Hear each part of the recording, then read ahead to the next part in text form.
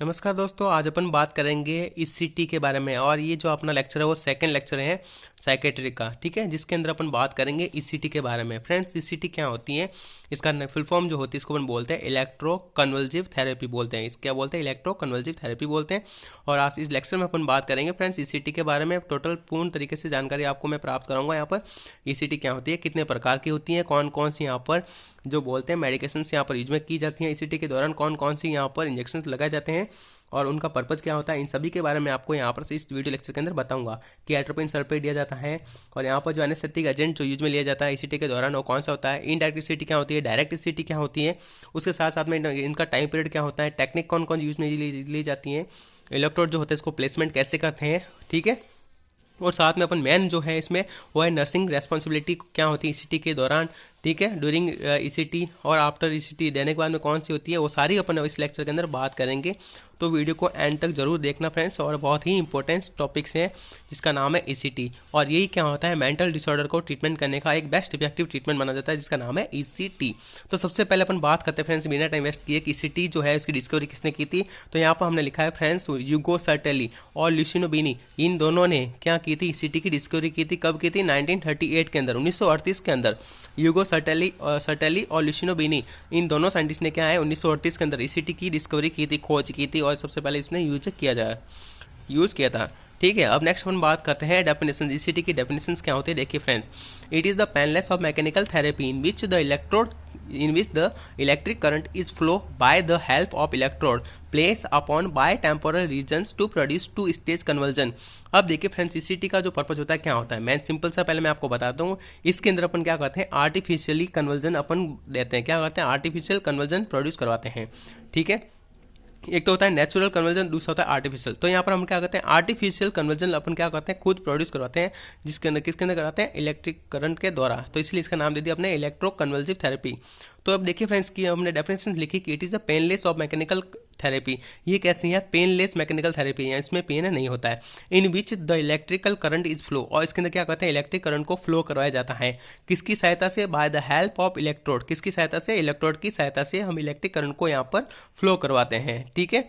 अब यहाँ पर लिखा है कि जो इलेक्ट्रोड होते हैं इसको अपन प्लेस कहाँ पर करते हैं, तो यहाँ पर लिखा है electrode place upon by temporal regions. इसको इलेक्ट्रोड को अपन कहाँ प्लेस करते हैं, बाय टेम्पोरल रीजन, यानी कि टेम्पोरल दोनों साइड, ठीक है। तो दोनों टेम्पोरल के रीजन्स पर हम क्या करते हैं, इसको अपन इलेक्ट्रोड को प्लेस करते हैं, इसलिए इसका नाम दे दिया हमने बाय टेम्पोरल रीजन्स। और इस इलेक्ट्रोड को प्लेस करने के बाद हम क्या करते हैं, इलेक्ट्रिक करंट को फ्लो करवाएंगे। और इस इलेक्ट्रिक करंट फ्लो की वजह से यहाँ पर क्या प्रोड्यूस होता है, यहाँ पर देखिए फ्रेंड्स, टू स्टेज कन्वर्जन यहाँ पर प्रोड्यूस होता है। क्या होता है friends, two stage conversion produce होते हैं। और ये कन्वर्जन कैसा होता है, पहला होता है टॉनिक और दूसरा होता है क्लॉनिक। ये टू स्टेज कन्वर्जन इसको प्रोड्यूस करवाते हैं। तो ये थी इसकी डेफिनेशंस। अब बात करते हैं फ्रेंड्स इसके प्लेसमेंट के बारे में। तो इलेक्ट्रोड जो होते हैं इसको प्लेस कहाँ पर करते हैं उसके बारे में बात करते हैं। तो देखिए फ्रेंड्स, इलेक्ट्रोड को अपन प्लेस कहाँ पर करते हैं, यहाँ पर हमने लिखा है कि बाय टेम्पोरल रीजन्स पर हम क्या करते हैं, इसको इलेक्ट्रोड को प्लेस करते हैं। और कैसे करते हैं, देखिए फ्रेंड्स, मैं आपको यहाँ पर बताता हूँ। ये जैसे हमने आई बना दी, ठीक है, ये आई का इनर वाला जो पार्ट होता है इसको हम बोलते हैं इनर कैंथस ऑफ आई, और ये बाहर का इसको बोलते हैं आउटर कैंथस ऑफ आई। कौन सा है, आउटर कैंथस ऑफ आई बोलते हैं इसको। तो फ्रेंड्स देखिए, आउटर कैंथस ऑफ आई से लगाकर ये क्या होता है, टर्गस ऑफ द ईयर होता है। तो ये जो कान का जो टर्गस है और ये आउटर कैंथस है आई का, इस आई के आउटर कैंथस लगाकर ईयर के टर्गस पार्ट तक हम क्या करते हैं, एक लाइन को ड्रॉन करते हैं, इमेजिनरी लाइन अपन खींचते हैं, ठीक है। और उस इमेजिनरी लाइन के अबव 2 से 3 सेंटीमीटर ये यहाँ पर हम क्या करते हैं, इलेक्ट्रोड को प्लेस करते हैं। और ये क्या कहलाता है, आपका बाय टेम्पोरल रीजन्स कहलाता है फ्रेंड्स। तो यहाँ पर हम क्या करते हैं, इलेक्ट्रोड को प्लेस करते हैं। और इस इलेक्ट्रोड को प्लेस करने के बाद में अपन क्या करते हैं, यहाँ पर इलेक्ट्रिक करंट को पास आउट करवाते हैं, जिसके द्वारा क्या होता है, टू स्टेज कन्वर्जन प्रोड्यूस होते हैं, टॉनिक और क्लॉनिक। अब बात करते हैं फ्रेंड्स करंट के बारे में। करंट इन ईसीटी कितना होता है, तो 70 से 130 वोल्ट, यानी 70 से 130 वोल्ट होता है करंट इसके अंदर। और मिली एम्पियर की बात करें तो कितना होता है, 200 से 1600 मिली एम्पियर। नेक्स्ट देखिए फ्रेंड्स, यहाँ पर लिखा है टाइम के बारे में। तो इसमें टाइम जो होता है कितने टाइम में दी जाती है, इसका टाइम इंटरवल होता है 0.5 सेकंड से लगाकर 1 सेकंड, यानी कि 0.5 सेकंड से 1 सेकंड तक हम क्या करते हैं, ईसीटी को देते हैं इस टाइम पीरियड के अंदर। नेक्स्ट लिखा है टेक्निक्स। तो यहाँ पर दो प्रकार की टेक्निक्स होती है फ्रेंड्स। सबसे पहले डायरेक्ट टेक्निक्स और दूसरी होती है इनडायरेक्ट। डायरेक्ट क्या होती है, इनडायरेक्ट क्या होती है, देखिए फ्रेंड्स मैं आपको बताता हूँ। डायरेक्ट टेक्निक्स में क्या करते हैं, पेशेंट को एनबीएम रखना होता है 4 to 6 आवर, ठीक है, यानी 4 to 6 आवर हम क्या करते हैं, पेशेंट को एनबीएम रखते हैं। जैसे ही हम मान लो कि आपने 12 बजे की ईसीटी प्लान की हुई, ठीक है, तो 12 से 4 घंटे पहले आप क्या करोगे, जैसे 8 से 8 बजे, 12 से 4 घंटे पहले यानी कि 8 बजे, तो 8 बजे से लगाकर आपको क्या करना है, पेशेंट को एनबीएम रखना है। यानी उसको कोई भी मौत के द्वारा कुछ भी आपको उसको खिलाना पिलाना नहीं है, उसको भूखा रखना है, इसको बोलते हैं एनबीएम। ठीक है। तो 4 to 6 आवर आपको क्या करना है, इसको एनवीएम रखना है। उसके बाद में क्या करना है, एट्रोपिन सल्फेट जो होता है उसको लगाना है, और बाद में हम क्या करते हैं, ईसीटी लगाते हैं। ये क्या होता है, डायरेक्ट ईसीटी कहलाती है। और फ्रेंड्स जो मैंने आपको यहाँ पर बताया कि एनवीएम रखना है, एट्रोपिन सल्फेट डालना है, इनका पर्पज़ क्या है मैं आपको अभी नेक्स्ट में, जो नेक्स्ट अपन बात करें इनडायरेक्ट ईसीटी में बताऊंगा मैं आपको सारे कि इसका पर्पज़ क्या होता है सभी, ठीक है, ड्रग्स के बारे में या जब जो मेडिकेशन हम लगा रहे हैं उनका क्या पर्पज़ होता है, देखिए मैं आपको बताता हूँ सब। नेक्स्ट हमने लिखा है फ्रेंड्स इनडायरेक्ट ईसीटी, या उसी का दूसरा नाम है मॉडिफाइड ईसीटी बोलते हैं। और आज के जो मोस्टली जो यूज में ली जाती है ईसीटी वो कौन सी है, मॉडिफाइड ईसीटी, या इसको हम बोल सकते हैं इनडायरेक्ट ईसीटी। इसमें फ्रेंड्स क्या करते हैं, देखिए कि एनवीएम रखना है 4 to 6 आवर, ठीक है। सेम पहले क्या करना है, पेशेंट को एनवीएम रखते हैं। अब फ्रेंड्स मैं आपको बताऊंगा कि एनवीएम क्यों रखते हैं, इसका पर्पज क्या है, ठीक है। तो देखिए फ्रेंड्स यहाँ पर हमने लिखा है प्रिवेंट एस्पायरेशन, यानी कि एस्पायरेशन को रोकने के लिए हम क्या करते हैं, पेशेंट को भूखा रखते हैं, एनवीएम रखते हैं, ताकि उसके पेट में कोई भी प्रकार का क्या होगा, फूड कंटेंट्स पार्टिकल नहीं होगा। तो अगर नहीं होगा, पेट अगर पूरा भूखा होगा, क्या होगा, उसके द्वारा जो भी फूड पार्टिकल्स हैं, जो भी कंटेंट है, वो क्या है, एस्पायरेट ना हो सके और लंग्स में ना चला जाए, ठीक है। तो उसकी वजह से क्या हो सकता है, आपको पता है पेशेंट जो है उसकी डेथ हो सकती है। तो इसीलिए एस्पायरेशन को रोकने के लिए हम क्या करते हैं, उसको एनवीएम रखते हैं, ठीक है, 4 to 6 आवर। बाद में हमने लिखा है एट्रोपिन सल्फेट लगाना है। एनवीएम रखने के बाद में क्या करना है, पेशेंट को एट्रोपिन सल्फेट देना होता है। अब एट्रोपिन सल्फेट क्यों देते हैं, इसका क्या पर्पज है, देखिए फ्रेंड्स, सिक्रेशन सलाइवा को रिड्यूस करता है। जो मुंह के अंदर जो सिक्रेशन आते हैं उन सलाइवा सिक्रेशन को क्या करना है, कम करने के लिए हम क्या करते हैं, एट्रोपिन सल्फेट देते हैं, ठीक है फ्रेंड्स। नेक्स्ट देखिए हमने लिखा है, यहाँ पर लिखा है एट्रोपिन सल्फेट के बाद आपको क्या करना होता है, सोडियम पेंटोनिल लेना है, या पेंटोनल सोडियम आपको लगाना होता है। और सोडियम पेंटोनिल क्या है, किसका एजेंट है, तो यहाँ पर देखिए फ्रेंड्स ये है एनेस्थेटिक एजेंट कहलाता है, या सेडेटिव एजेंट कहलाता है। और इसको क्यों लगाते हैं, इसका पर्पज क्या लिखा है फ्रेंड्स, देखिए टू रिड्यूस एंजाइटी। और ये क्या है, एंजियोलाइटिक होता है, जो क्या करता है, एंजाइटी को कम करता है, घबराहट को कम करेगा, एंजाइटी को कम करने के लिए दिया जाता है। उसके बाद आपको लगाना है सक्सिनाइल कोलिन। क्या लगाना है फ्रेंड्स, सक्सिनाइल कोलिन लगाना है। अब ये सक्सिनाइल कोलिन क्यों लगाते हैं, इसका क्या पर्पज देखिए फ्रेंड्स, यहाँ पर लिखा है हमने मस्कुलर रिलैक्सेशन होता है। ये क्या होता है, मसल को रिलैक्स करता है। न्यूरोमस्कुलर ब्लॉकिंग एजेंट होता है। ये कैसे होता है, न्यूरोमस्कुलर ब्लॉकिंग एजेंट होता है, ठीक है। तो ये क्या करेगा, मसल्स को रिलैक्स कर लेगा, और मसल रिलैक्स हो जाए तो क्या होगा, इसकी वजह से देखिए friends to decrease risk of fracture, यानी कि जो फ्रैक्चर के जो रिस्क होता है उसको ये क्या करता है, डिक्रीज करता है, कम करता है, ठीक है। तो इसीलिए हम क्या करते हैं, फ्रैक्चर की जो रिस्क होती है, ठीक है, उसकी रिस्क को कम करने के लिए हम क्या करते हैं, यहाँ पर सक्सिनाइल कोलिन को लगाते हैं। और बाद में आपको क्या करना होता है फ्रेंड्स, सक्सिनाइल कोलिन को लगाने के बाद में मॉनिटर करना है रेस्पिरेशन, क्योंकि फिर हमने अभी पढ़ा है कि क्या होता है, मस्कुलर रिलैक्सेशन होता है, और ये क्या करता है, न्यूरोमस्कुलर ब्लॉकिंग एजेंट है। तो आपको पता होना चाहिए कि मसल्स की जो एक्टिविटी को आपको वहाँ पर चेक करना है, इसलिए हम क्या करते हैं, मॉनिटर रेस्पिरेशन आपको यहाँ पर करना पड़ेगा, ठीक है। और उसके बाद में आपको क्या करना है, ऑक्सीजन को एडमिनिस्ट्रेशन करवाना है। ऑक्सीजन क्यों देते हैं, प्रोवाइड करवानी है, तो देखिए फ्रेंड्स यहाँ पर लिखा है to decrease the risk of hypoxia. Hypoxia की रिस्क को कम करने के लिए हम क्या करते हैं, ऑक्सीजन को लगाते हैं। कहाँ पर रिस्क हो सकती है, ब्रेन के अंदर, ठीक है फ्रेंड्स। फिर हमने लिखा है to reduce the risk of confusions या रिट्रोग्रेड एमनेसिया। आपको फ्रेंड्स पता होना चाहिए इसका सबसे बड़ा कॉम्प्लिकेशन होता है हाइपोक्सिया की वजह से, यहाँ क्या हो सकता है कि रिट्रोग्रेड एमनेसिया हो सकता है। तो उसको कम करने के लिए हम क्या करते हैं, ऑक्सीजन को प्रोवाइड कराते हैं, और एंडिंग में हम क्या करेंगे, ईसीटी लगाते हैं। तो ये जो फ्रेंड्स हमें अभी जो प्रोसेस पढ़ा वो किसकी टेक्निक थी, इनडायरेक्ट ईसीटी थी। आई बात फ्रेंड्स समझ में, मैं आपको एक बार फिर से वापस बता देता हूँ इनडायरेक्ट ईसीटी के बारे में पूरा जो मैंने अभी आपको बताया है। देखिए फ्रेंड्स, डायरेक्ट ईसीटी में क्या करना है, एनवीएम करना है और एटोमिक सल्फेट लगाना है और डायरेक्ट ईसीटी लगाते हैं। ये क्या है, डायरेक्ट ईसीटी का प्रोसेस होता है। इसमें 3 स्टेप होता है ओनली फॉर, पहले एनवीएम रखना है, फिर एटोमिक सल्फेट लगाना है और फिर सीधा ईसीटी। अब इनडायरेक्ट ईसीटी में क्या होता है, हम डायरेक्टली ईसीटी नहीं लगाते, उससे पहले आपको क्या है, बहुत सारे इंजेक्शन आकर आपको लगाना होते हैं, ठीक है, बहुत सारे एजेंट आपको वहाँ पर लगाना होते हैं।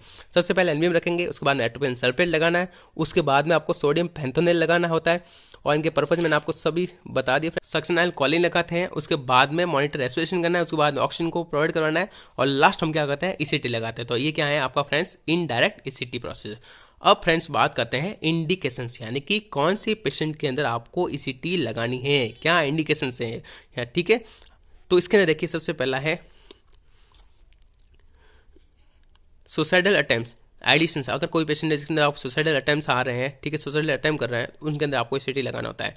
बहुत मेजर डिप्रेशन है, उसके अंदर आपको ईसीटी लगाना होता है। सिजोफ्रेनिया का कोई पेशेंट है, उसको आपको ईसीटी लगानी होती है। इंडिकेशंस ये मेनिया है, बाइपोलर डिसऑर्डर है, ठीक है, पोस्टपार्टम साइकोसिस है, या पोस्टपार्टम डिप्रेशन है, एक्यूट साइकोटिक रिएक्शंस हो रही हैं, या फिर एटीपीडी एक्यूट ट्रांजिशन साइकोटिक डिसऑर्डर है। ये सभी क्या है, इंडिकेशंस हैं, इनके अंदर आपको क्या है, ईसीटी प्रोवाइड करवानी होती है, ठीक है। या इस लगाते हैं। अब यहाँ पर लिखा है फ्रेंड्स कि ईसीटी जो है वो इफेक्टिव नहीं होती है। कौन से पेशेंट के अंदर ईसीटी जो है इफेक्टिव नहीं होती है? तो यहाँ पर देखिए फ्रेंड्स, सबसे पहली बात करें अपन डायरेक्टली तो वो होता है न्यूरोसिस वाले पेशेंट। जो न्यूरोसिस वाले पेशेंट होते हैं उनके अंदर ईसीटी इफेक्टिव नहीं होती है, ठीक है। और दूसरा हमने लिखा है जो सिजोफ्रेनिया होता है, सिजोफ्रेनिया के अंदर भी जो मोस्टली यहाँ पर बताया सिंपल और हैवी फ्रेनिक, इन दोनों सिजोफ्रेनिया के अंदर जो सिंपल हैवी सिजोफ्रेनिया और हैवी फ्रेनिक सिजोफ्रेनिया है, इन दोनों के अंदर भी क्या है ईसीटी जो है इफेक्टिव नहीं होती है और इस वहाँ पर नहीं लगाते अपन। और किस में नहीं लगाते हैं? तो यहाँ पर लिखा है न्यूरोटिक डिप्रेशन है या एक्यूट साइकोटिक रिएक्शन है, इनके अंदर ईसीटी इफेक्टिव नहीं रहती है। अब फ्रेंड्स बात करते हैं कॉन्ट्रा इंडिकेशंस के बारे में, ठीक है। यानी कि ऐसी कौन सी कंडीशन होती है जहां पर ईसीटी आपको नहीं लगाना है, यानी कि पूरा है क्या है कॉन्ट्रा इंडिकेट होता है, ठीक है। अब कॉन्ट्रा इंडिकेशंस की बात करें तो फ्रेंड्स यहाँ पर भी दो प्रकार के कॉन्ट्रा इंडिकेशन होते हैं। एक तो ऐसा कॉन्ट्रा इंडिकेशन होता है कि उसमें कोई कुछ भी हो जाए लेकिन ईसीटी आपको नहीं देनी होती है, और दूसरा ऐसा कॉन्ट्रा इंडिकेशन होता है जिसमें क्या है कि अपन क्या है जैसे कंडीशन के अकॉर्डिंग हम क्या करते हैं वहाँ पर लगा सकते हैं, कोई कंडीशन अपन अप्लाई करके वहाँ पर ईसीटी को दे सकते हैं, ठीक है। तो एक ऐसा ही कॉन्ट्रा इंडिकेशन है जहाँ पर आपको क्या करना है, कोई भी कंडीशन हो जाए लेकिन वहाँ पर नहीं लगाना है, और दूसरा ऐसा कॉन्ट्रा इंडिकेशन है कि जहाँ पर अपन लगा सकते हैं, ठीक है। तो देखिए सबसे पहले बात करते हैं एब्सोल्यूट कॉन्ट्रा इंडिकेशन और दूसरा है रिलेटिव कॉन्ट्रा इंडिकेशन। तो देखिए फ्रेंड्स यहाँ पर अपन बात करते हैं एब्सोल्यूट कॉन्ट्रा इंडिकेशन के बारे में। सबसे पहले एब्सोल्यूट कॉन्ट्रा इंडिकेशन क्या होता है? देखिए any artificial mechanical implant in the body या आर्टिफिशियल पेसमेकर या इंक्रीज आईसीपी, ठीक है। यानी कि इंट्राक्रैनियल प्रेशर अगर बढ़ा हुआ हो पेशेंट का, किस वजह से बढ़ सकता है? तो ब्रेन के अंदर ट्यूमर है तो आईसीपी बढ़ेगा, इंट्राक्रैनियल हेमरेज है तो आईसीपी बढ़ेगा, या ग्लूकोमा की जो कंडीशन है इसके अंदर भी क्या होता है आईसीपी बढ़ता है। तो ये जो सारी कंडीशन है इसको हम बोलते हैं एब्सोल्यूट कॉन्ट्रा इंडिकेशन, यानी कि इसमें कुछ कोई भी कंडीशन हो जाए लेकिन आपको ये सारी जो कंडीशन दे रखी है इसमें कोई भी प्रकार का यहाँ पर अपन मैनेज नहीं कर सकते हैं, और ईसीटी आपको यहाँ पर मैनेज का मतलब यानी आपको ईसीटी यहाँ पर नहीं देनी है तो नहीं देनी है, 100% यहाँ क्या है कॉन्ट्रा इंडिकेट माना जाता है।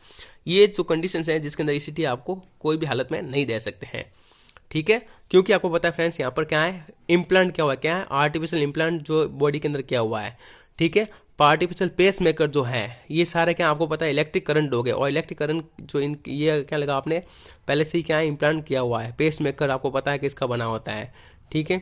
आईसीपी बढ़ा हुआ है ब्रेन के अंदर तो भी आपको यह क्या करना है यहाँ पर ईसीटी नहीं देनी होती है। तो ये कंडीशन जो मैंने आपको बताई है एब्सोल्यूट कॉन्ट्रा इंडिकेशन क्या होते हैं जिसमें आप ईसीटी कोई भी हालत में नहीं दे सकते हैं, पूरी तरीके से कॉन्ट्रा इंडिकेट होता है यानी कि 100%।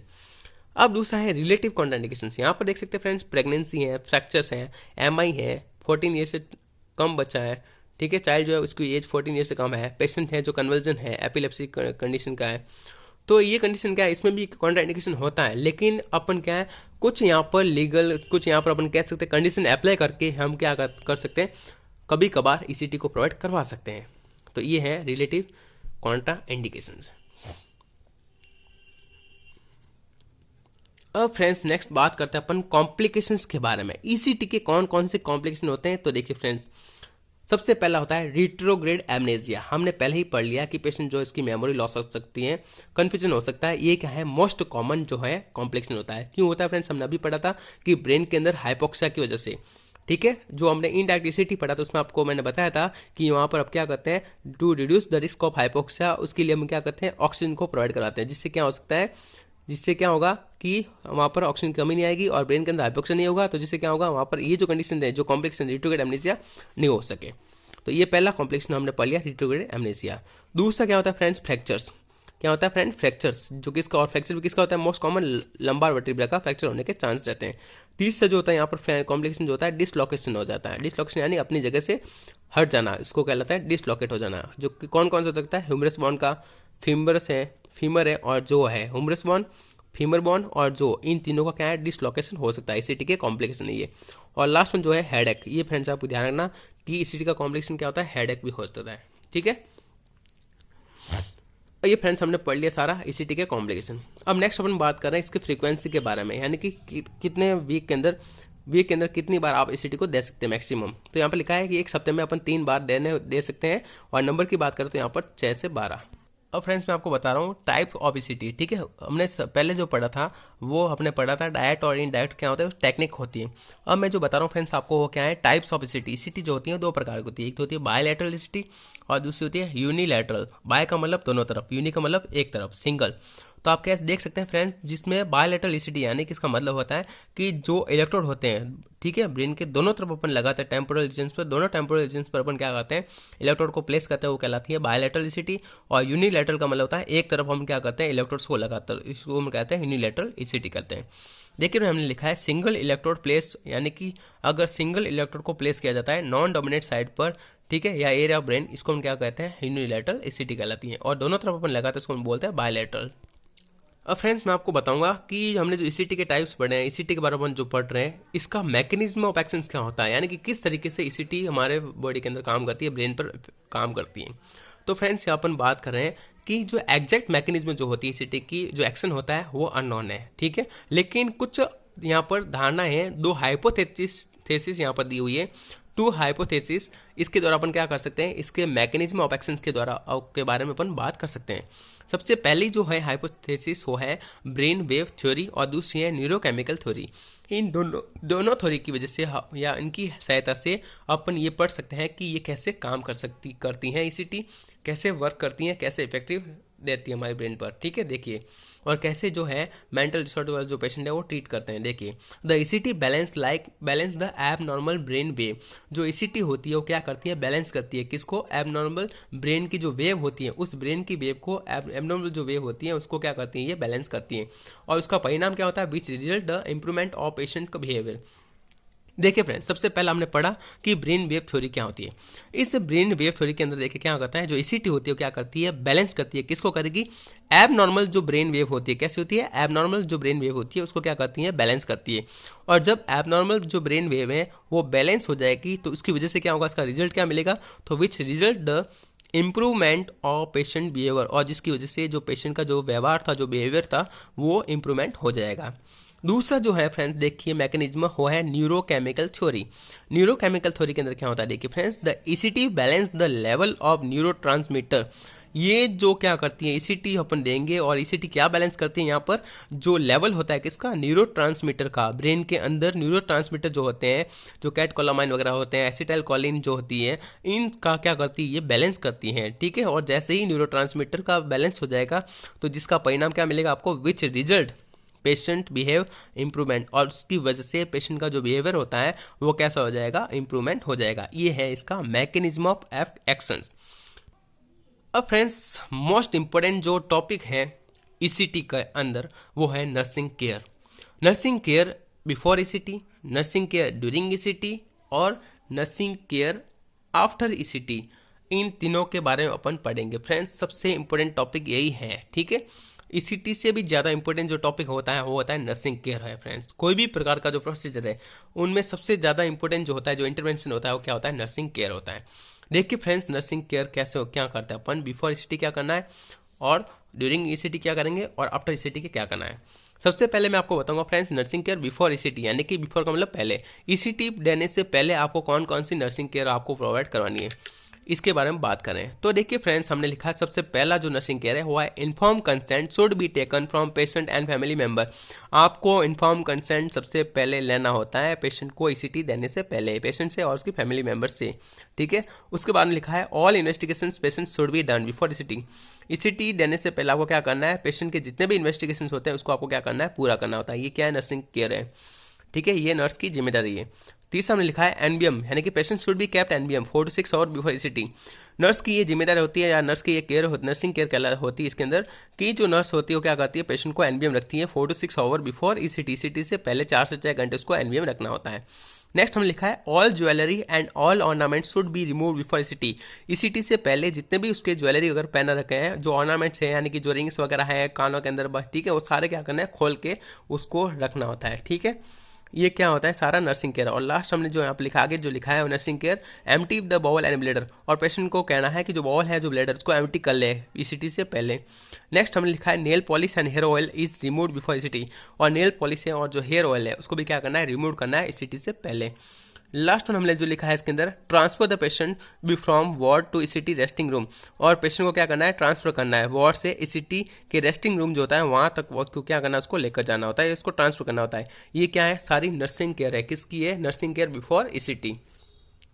अब बात करते हैं friends nursing care during ECT.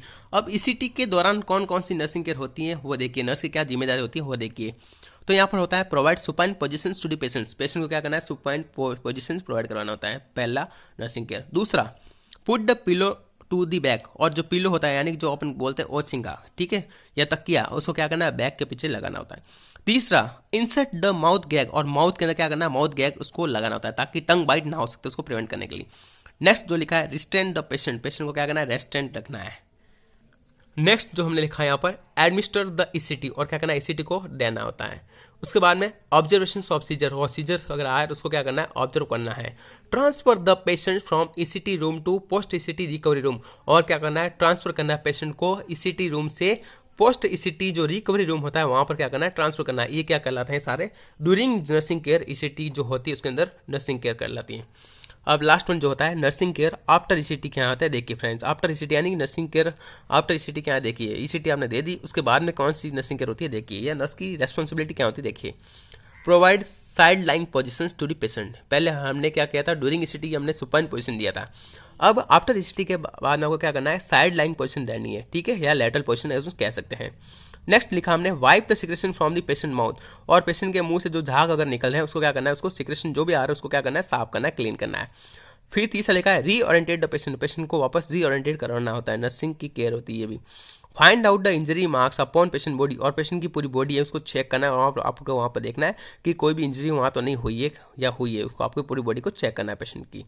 Next लिखा है transfer the patient from ECT recovery room से वार्ड, और वापस पेशेंट को जहाँ से आपने पेशेंट को लेकर गए थे उसी जगह आपको वापस छोड़ना होता है, यानी कि आप वार्ड से लेके गए थे ईसीटी रूम तक, और वापस क्या करना है, आपको ईसीटी रिकवरी रूम से कहाँ तक लेके जाना है, पेशेंट को वार्ड तक आपको ट्रांसफर करना है। नेक्स्ट लिखा है yellow the patient for bathing, और पेशेंट को एलो करना है किसके लिए, बाथिंग करने के लिए, ठीक है। Provide healthy breakfast to the patient, और पेशेंट को हेल्थी ब्रेकफास्ट देना है जिसके अंदर हाई कैलोरी और हाई प्रोटीन डाइट होनी चाहिए, वो आपको प्रोवाइड करवानी है पेशेंट को।